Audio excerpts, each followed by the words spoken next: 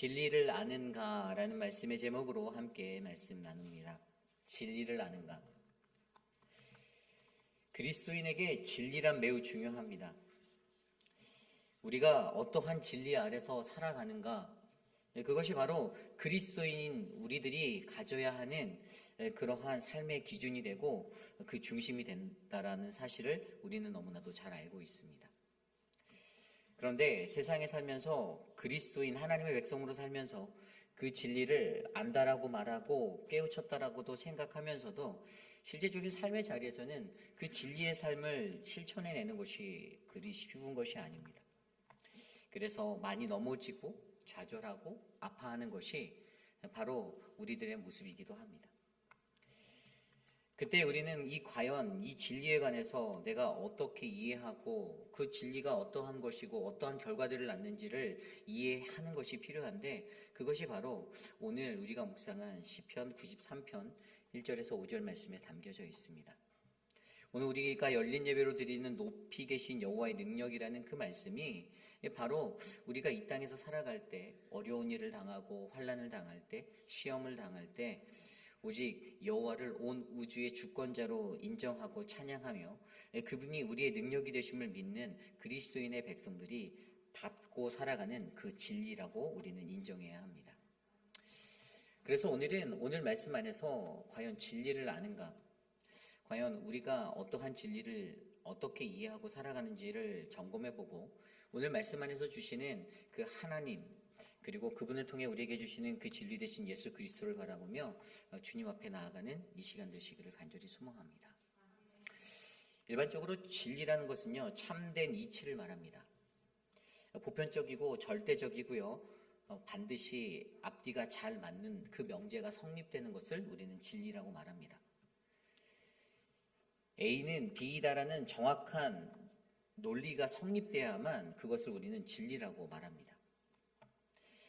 그런데 철학계에서는 이것을 가지고 뭐라고 얘기하냐면요, 현실에 부합하는 것, 그리고 또 그저 있는 그대로의 것을 말하는 것이다라고 설명하는 것도 또 철학계에서의 말하는 진리이기도 합니다.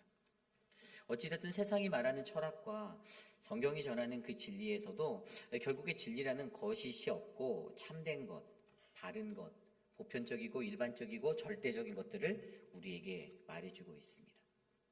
그래서 오늘 첫 번째로 우리가 알아야 하는 진리를 아는가의 첫 번째는요, 바로 우리가 온전한 진리를 바르게 이해하는가에 대해서 먼저 생각해 보아야 합니다. 진리의 이해. 과연 여러분들은 어떠한 진리를 이해하고 있습니까? 오늘 말씀 1절입니다. 여호와께서 다스리시니 스스로 권위를 입으셨도다. 여호와께서 능력의 옷을 입으시며 띠를 띠셨으므로 세계도 견고히 서서 흔들리지 아니하는도다. 2절입니다. 주의 보좌는 예로부터 견고히 섰으며 주는 영원부터 계셨나이다. 아멘. 가장 먼저 우리가 가져야 하는 진리는요, 하나님을 우리의 통치자로 인정하는 그 인정이 있어야 합니다. 이게 바로 가장 기초되는 거예요. 여러분, 하나님을 인정하지 않고 우리는 하나님의 백성이 될 수 없습니다. 하나님을 인정하지 않으면서 어떻게 우리가 하나님의 사람이다라고 말하고 살 수 있습니까? 하나님 그분은 어떠한 분이십니까? 하나님을 들여다보면요, 과거와 현재와 미래에도 불변하시는 절대 불변의 법칙을 가지고 계신 분이십니다. 어떠한 상황 속에서도 그분은 변하지 않고 흔들리지 않는, 2절에 나온 대로 영원부터 계셨던 그러한 분이십니다. 그런데 그 진리를 이해하는 자가 반드시 가져야 하는 삶의 명제가 있는데, 그게 바로 여호와께서 다스리신다예요. 여호와께서 다스리신다. 오늘 1절에 나와 있는 여호와께서 다스리시니라는 이 영원한 불변의 법칙, 이것은 하나님을 나의 진리로 인정하는 그 백성들이 고백해야 하는 그러한 진리임을 믿으셔야만 합니다. 여호와께서 다스리시니 스스로 권위를 입으셨더라라고 설명하는 1절의 말씀, 여호와께서 왕이 되시니 그가 스스로 권위를 입으셨는데, 그렇다면 이 권위가 어떤 것인가? 그 뒤에 나온 대로 여호와께서 능력의 옷을 입으셨고 띠를 띠셨다라고 설명하는데요, 우선 그가 스스로 권위를 입은 것, 여러분 왕에 대해서 생각할 때 왕은 왕의 복장을 입고 있잖아요. 왕이 입고 있는 복장만으로 저 사람이 왕이구나라고 사람들은 분별할 수 있었습니다. 왜냐하면 그의 입고 있는 그 옷 자체만으로도 그의 권세와 권위가 담겼기 때문이죠. 그런데 오늘 말씀에는 그가 스스로 권위를 입는 것을 두 가지로 나타냈는데 한 가지가 능력의 옷이다라고 설명하고 있어요. 능력의 옷. 그렇다면 이 능력의 옷의 영적인 의미는 무엇인가? 이것은 간단히 말하면 덮어주심입니다. 덮어주심. 여러분 성경에 나오는 옷의 의미는 어떠한 의미가 있을까요? 창세기 3장에 보면 아담과 하와가 그들이 범죄하였을 때 그들의 눈이 띄어져서 자신들의 수치가 드러나고 창피함을 느꼈을 때 부끄러움을 느꼈고 또 죄 가운데서 자신의 죄로 말미암아 밝아진 그 자신의 모습으로 말미암아 그들은 무화과 나무의 것들로 옷을 지어 입었다라고 설명하고 있습니다. 그것은 바로 하나님의 덮어주심을 말하는 것입니다. 우리가 가지고 있는 허물과 우리가 가지고 있는 가리고 싶은, 피하고 싶은, 돌려버리고 싶은 그 모든 것들을 하나님께서는 우리를 덮어주시는 커버, 하나님께서 우리의 모든 것들을 허물을 덮어주시는 그러한 분으로 능력이 되어주심을 우리는 믿으셔야만 합니다. 성경에 나오는 또 다른 그 옷에 관한 의미가 있는데요.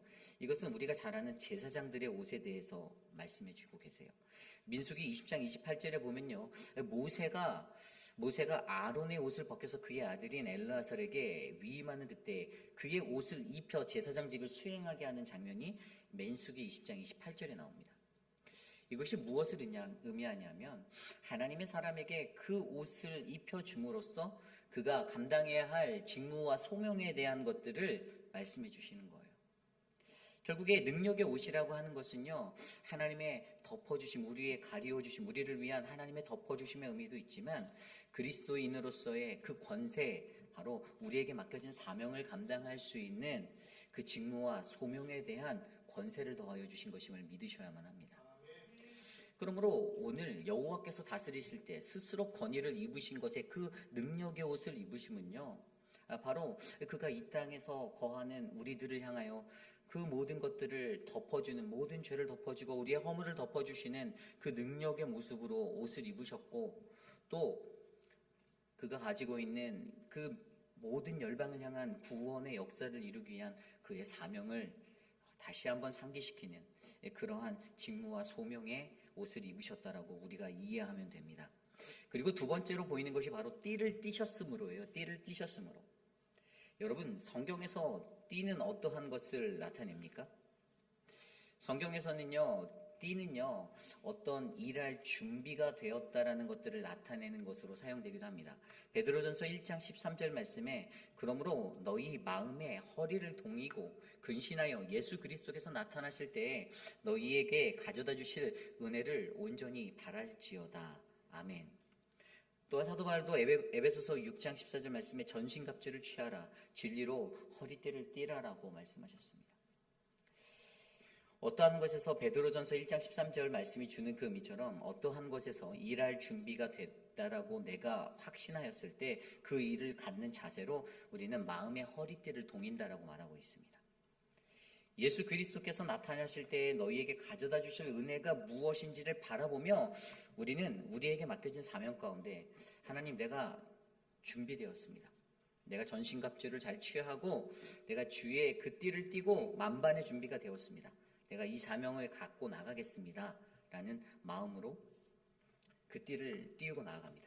그리고 그 다음에 말씀드린 에베소서 6장 14절의 말씀처럼 전신갑주를 취하고 진리로 허리띠를 띠라. 바로 여기서 말하는 진리가 무엇입니까? 진리의 띠, 바로 예수 그리스도.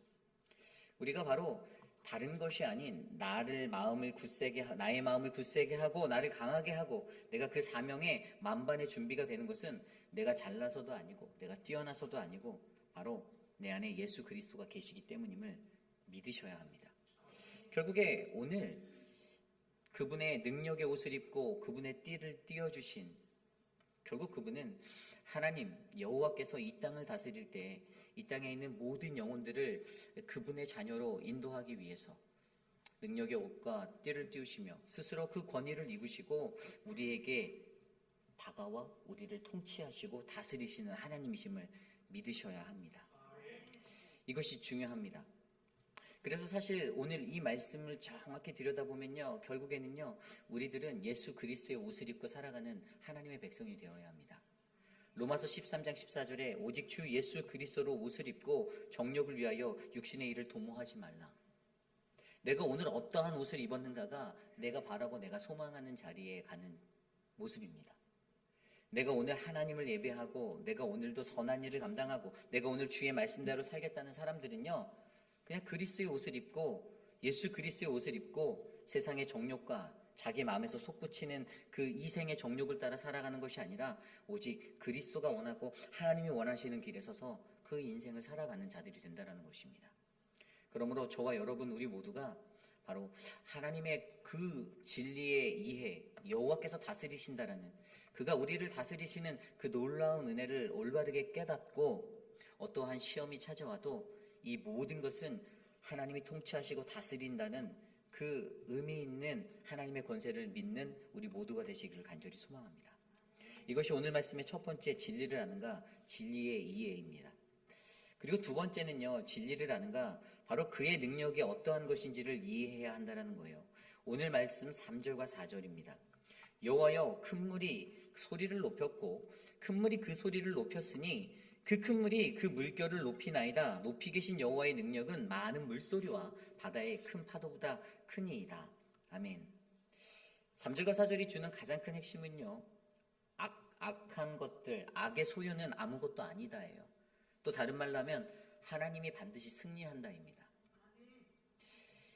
3절을 보면요, 3절에 나온 대로 인간의 소유를 뭐로 나타냈냐면 파도에 비유했어요. 큰 물, 파도 치는 것과 같이, 성난 파도 같이. 그렇잖아요. 세상에 살다 보면 공동체 안에도 사회 속에도 성난 파도들이 일어날 때가 있습니다. 그냥 잔잔한 바다가 되면 좋고 고요할 것 같은데 꼭 성난 파도와 같은 그 물결들이 일어쳐요. 이쪽에서 한번 치어 오르고 저쪽에서 또 한번 치어 오르고 인간들이 그렇게 소요하게 만듭니다. 그런데 결국에 그 소유를 가지고 하는 것들이요, 악한 마음으로 할 때 그것은 아무것도 아니라는 거예요.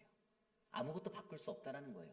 뭔가 할 수 있고 뭔가 뒤집을 수 있고 뭔가 깨트릴 수 있을 것 같아도 악한 마음을 가지고 나아가는 그 악한 것들의 소유는 세상에서 아무것도 안 된다는 겁니다. 근데 우리의 인생을 뭐라고 표현합니까? 큰 물이 소리를 높였고 큰 물이 그 소리를 높였으니, 반복되어지는 그 말씀을 통해서 우리들의 인생사는요, 이게 계속 반복되어지는 거예요. 큰 물 작은 물 막 밀물썰물로 왔다 갔다 하는 겁니다. 악인이 계속해서 하나님의 선한 백성들을 넘어뜨리려고 이러한 계략들을 한다라는 거예요. 그런데 결과는 뻔해요. 그런데 그것이 다 실패한다라는 거예요. 그냥 저들의 그 악한 소유는 잠깐 거품만 일으키고 사그라진다라는 겁니다. 그러면서 4절에 뭐라고 말합니까? 높이 계신 여호와의 능력은 많은 물소리와 바다의 큰 파도보다 크다라고 설명합니다. 그렇습니다. 세상에서 사람들이, 악한 이들이 일으키는 잔잔한 소요들, 그냥 파도처럼 치는 그러한 소요들보다 우리 하나님의 능력이 훨씬 더 큽니다. 이게 뭘 의미하냐면요, 결국에 그분 안에 거한 우리들은 안전하다라는 거예요. 두려워할 필요가 없다라는 겁니다. 저는 어렸을 때 저희 아버지의 고향이 그 대천이거든요. 보령이에요. 충남 보령. 거기 가면 그 용두마을이라는 월절리라는 마을이 있는데 그 마을 앞에 바로 이렇게 해변이 있어요. 한 5분 정도 걸어 나가면. 그러면 거기가 제가 기억이 났는데 제가 그때 5살인가 그랬던 것 같은데 제가 좀 체격이 작으니까 쪼맨했을 거 아니에요. 근데 이 바닷바람이 너무 세니까 바닷바람이 막 부니까 제가 우리 어머니 치마를 꼭 붙잡고 엄마 나 무서워. 바람에 날아가라고 제가 외쳤던 적이 있어요. 그 어린 마음에요. 그냥 바람이 막 치는데 왜 내가 날아갈 것 같은 거예요. 저 바다로 나를 밀려낼 것 같은 거예요. 두려웠어요. 그런데 사실 그렇게 바람이 불고 해도 저희 어머니가 저를 붙잡아 주시니 날아가진 않았습니다. 그런데 제 안에서 그 신뢰가 없었던 거예요. 이게 무섭다라고 느껴지는 것은, 이 바람이 무섭다라고 느껴지는 것은, 내가 날아갈 것 같다라고 느껴지는 것은 내가 그거보다 더 큰, 바람보다 더 큰 우리 어머니의 손을 제가 믿지 않았다는 겁니다. 엄마 나 날라가 무서워 라고 고백했던 그 소리쳤던 그 기억이 있어요. 우리의 인생도 똑같습니다. 하나님은 가장 안전하시고 가장 높이 계신 그 능력이 많으신 여호와이신데 그분 앞에 치는 이 세상에서 살아내면서 치는 그 파도 때문에 우리들은 두려워하고 떨릴 때가 있습니다. 그것들을 무서워할 때가 있어요. 사람들을 무서워할 때가 있습니다. 어떻게 보면 아무것도 아닌 거고 어떻게 보면 별거 아닌 건데 그것 때문에 우리가 흔들립니다. 왜죠? 하나님 그분의 능력을 이해하지 못했기 때문이죠. 하나님의 능력을 이해했다라면 그분의 능력이 더 크심을 안다라면 아무리 잔잔한 바다가 날 밀어쳐도 결코 두렵지 않을 거 아니에요. 별로 신경 쓰지 않을 거 아니에요. 그냥 내 발목만 적시고 빠져나간다라고 생각할 거 아니에요. 그렇기 때문에 오늘 이 시대를 살아가는 저와 여러분들은요, 바로 이 땅에서 일어나는 우리 인간들 세상에서 겪게 되는 그러한 자잘한 소요는 한낱 부서지는 파도에 불과하다라는 것을 믿으시고 우리는 믿음을 들여서 이 모든 파도들을 다 잘 이겨내시는 저와 여러분이 되시기를 소망합니다. 이것이 바로 진리를 아는가 두 번째, 그의 능력을 이해해야 한다입니다. 그 능력은 바로 하나님의 승리가 반드시 이루어진다는 것을 믿으시는 것입니다. 오늘 마지막으로 진리를 아는가, 그것은 바로 진리의 결과를 바라보는 것입니다. 진리의 결과. 오늘 말씀 5절입니다. 여호와여 주의 증거들이 매우 확실하고 거룩함이 주의 집에 합당하니 여호와는 영원 무궁하시리이다. 아멘. 이 5절의 말씀을 보면요, 주의 증거들, 주의 약속들이 매우 확실하다라고 나와 있습니다. 무슨 말입니까? 약속의 하나님은 늘 신실하신 하나님이심을 말하는 거예요.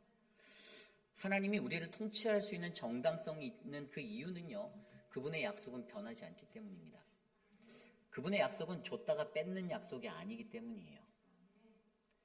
그리고 그 뒤에 나온 구절에 뭐라고 나와 있어요? 거룩함이 주의 집에 합당하다라고 나와 있습니다. 거룩함이 주의 집에 합당하다, 이게 무슨 말씀입니까? 결국에 모든 그의 그 하나님의 약속을 믿고 살아가는 자들은요, 그의 집안에 거하는 모든 백성들은 다 거룩한 삶, 거룩하게 될 것이다라는 것을 믿어야 하는 거예요. 우리가 그러한 존재라는 겁니다. 내가 하나님의 약속을 붙들고 살면 나는 그 거룩함 안에 설 수가 있습니다. 이게 결론이에요. 진리로 인해서 이 진리를 온전히 이해하고 진리의 능력을 이해하고 진리를 받아들이고 진리를 믿고 살아가는 그 믿음의 사람은 진리의 결과로 바로 이 거룩함을 낳게 되는 삶을 살게 되는 것입니다. 여러분, 오늘 우리의 삶 속에서도요, 이 진리에 관한 것은요, 그냥 가볍게 넘길 수 있는 이야기가 아닙니다. 왜냐하면 가장 기초이면서도 가장 중요한 거예요. 여러분, 우리가 교회 다니면서 진리가 무엇이냐라고 누군가가 여러분께 물어보신다면 뭐라고 대답하실 수 있겠어요? 진리가 무엇인가? 진리가 무엇인가? 요한복음 18장에 보면요, 빌라도가 예수님을 만나는 장면이 나오죠. 유대 사람들이, 제사장들이 예수를 끌고 와서 이제 그와 얘기하는데 그에게 질문해요. 내가 유대의 왕이냐? 근데 예수님이 뭐라고 대답합니까? 내가 스스로 하는 말이냐? 아니면 다른 사람이 그렇게 말해서 나한테 질문하는 거니? 이렇게 물어봅니다. 그리고 그 대답을 듣고 다시 또 질문하는데 내가 무엇을 하느냐? 내가 무엇을 했니? 이렇게 물어보는 거예요. 그랬더니 예수님의 대답이 무엇입니까? 내 나라는 여기에 속한 것이 아니다라고 이야기합니다. 내 나라는 여기에 속한 것이 아니다. 이게 이해가 잘 안 되는 거예요. 빌라도가. 그래서 그가 뭐라고 말합니까? 그러니까 네가 왕이라는 거지? 이렇게 다시 물어봐요. 그러면서 예수님이 그때 마지막으로 주신 말씀이 요한복음 18장 37절에 나와 있습니다. 내 말과 같이 내가 왕이라. 내가 이를 위하여 태어났으며 이를 위하여 세상에 왔나니 곧 진리에 대하여 증언하려 함이로다. 무릇 진리에 속한 자는 내 음성을 듣느니라. 아멘. 여러분, 우리가 일반적으로 성경에서 전하는 진리가 무엇입니까? 성경에서 말하는 진리는 예수 그리스도예요. 복음이에요. 그분의 말씀입니다. 우리는 예수 그리스도를 진리라고 말해요. 저도 그렇게 믿습니다. 확신합니다. 그런데 오늘 빌라도는 자신의 눈앞에 놓인 예수를 보고도 또 예수님이 말하는 이 말씀을 듣고도 도대체 무엇이 진리인지도 자신의 눈으로 확인하지 못하고 보면서도 확신하지 못하는 거예요. 흔들리는 거예요. 그래서 그가 애매모호한 대답으로 밖에 나가서 유대인들에게 뭐라고 말합니까? 진리가 38절에 보면 빌라도가 이르되 진리가 무엇이냐 하더라. 이 말을 하고 다시 유대인들에게 나가서 이르되 나는 그에게 아무 죄도 찾지 못하였느니라 라고 말하였습니다. 여러분, 진리 대신 예수 그리스도가 저와 여러분의 삶에 묻어나기를 소망합니다. 높이 계신 그 여호와의 능력, 가장 기초적인 것은요, 우리의 모든 삶은요, 내가 통치하고 내가 컨트롤하는 게 아니에요. 하나님이 다스리는 거예요. 하나님이 다스리시는 그 기초를 인정하고 바뀌지 않는 정말 불변의 법칙이잖아요. 하나님이 하시는데 왜 자꾸만 내가 하려고 할까요? 그리고 그분의 능력이 어떤지 알잖아요.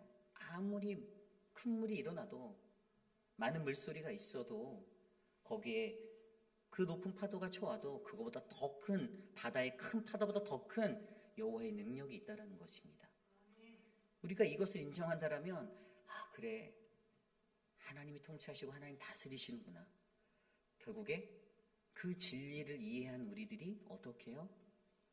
그의 약속을 믿고 그 안에서 거룩한 믿음의 삶을 살아낼 수 있다는 겁니다. 제가 전에 말씀드렸잖아요. 이 시편 4권이 쓰인 게 민수기와 연결이 되어 있다고. 아마 저는 개인적으로 유추해 볼 때 이 시편 93편은 이제 가나안 정복을 막 앞둔 그때쯤에 쓰여졌지 않았나 이런 생각이 들어요. 왜냐하면 그들 앞에 수많은 대적들이 대기하고 있거든요. 수많은 족속들이 그들을 호시탐탐 바라보고 있었어요. 그들과 치러야 할 전쟁들이 눈앞에 있었고요. 어떻게 하면 저들을 돌파할까? 시험을 당하고 두려움이 찾아오고 떨리는 상황들이 발생하였을 때, 그런데 자신들이 약하고 자신들이 작다라고 느껴질 때 그들이 바라보았던 것은 하나님의 약속이고 하나님의 크심이었다는 것입니다. 그들의 눈에는 이 진리가 보였어요. 그래서 그들은 두려워하지 않고 어떻게 해요? 그들의 발걸음을 옮겨 가나안으로 나아갈 수 있었던 것입니다. 민수기 전체의 말씀의 주제가 뭔지 아십니까? 이 넘버스라는 그 민수기는요, 뭐 사람을 계수함으로 시작해서 계수함으로 끝나는 이야기가 아니라 그들의 광야의 시간을 통해서 하나님의 주권이 드러나는, 하나님이 일하시는, 하나님이 그들의 중심에 있는 그 명제를 그들에게 보여주신 이야기가 민수기예요. 결국에 그래서 오늘 시편 93편의 저자도 결국에 그리스도인의 마음에 주께서 다스린다라는 이것이 얼마나 중요한지를 우리에게 말씀해 주고 있는 것입니다. 이 확신이 없으면요, 우리는 세상의 두려움 속에서 넘어지고 좌절하고 쓰러질 수밖에 없습니다. 그런데 우리에게 이 믿음이 있고 이 확신이 있다면 우리는 그 어떠한 인간들의 소요에도 흔들리지 않고 상황과 환경에도 흔들리지 않는 굉장히 거룩한 그 영적 경지에 이를 수 있다라고 저는 믿습니다. 저는 저와 여러분 우리 모두가 그러한 인생을 살아내시기를 원합니다. 오늘 어떠한 삶의 모습으로 여러분들이 살고 계십니까? 우리의 삶에 하나님이 계시는 그 아름다운 그 진리의 역사가 일어나기를 소망합니다. 사실 이 시편 93편에는요, 표제가 안 붙어 있어요. 그런데 70인역에 의해서 번역된 거기에는요, 그 시편 93편에는요, 안식일 전날에 부르는 찬양이라고 마킹되어 있어요. 6일째 되는 날 불렀던 거예요. 6일째 되는 날, 안식일 전날. 그래서 제가 고민해 봤어요. 왜 안식일 전날에? 이 사람들이 그 바벨론의 그 탈무드에도 기록된 대로 보면 이 사람들은 6일째 될 때마다 이 시편을 부르는 관습이 그들의 삶에 유대인들에게 젖어 있었대요. 왜 이들이 6일째 이 시편을 불렀을까라는 생각을 했더니 결국에 안식일 날, 거룩하신 안식의 날, 그 주인 되신 하나님을 만나기 위해서는 그들에게 가장 기초되는 이 진리에 대한 이해가 필요했거든요. 하나님이 다스리시는 것, 하나님이 능력이 되시는 것, 하나님 때문에 내가 거룩히 살아야 한다는 이 명제를 이해한 자만이 안식일에 참여할 수 있었기 때문에 6일째 되는 날에 그들이 이 노래를 불렀다는 겁니다. 저와 여러분 우리의 삶 속에서 우리가 전능하신 통치자 그 하나님의 권세를 인정하는 진리를 아는 인생이 되었으면 좋겠습니다. 하나님을 인정할 때 우리는 거룩해질 수 있습니다. 하나님을 인정할 때 우리는 그분의 능력을 경험할 수 있습니다. 그러한 은혜가 저와 여러분 우리에게 넘치기를 간절히 소망합니다. 오늘 주신 말씀을 놓고 함께 기도합니다. 하나님, 우리를 다스려 주시옵소서.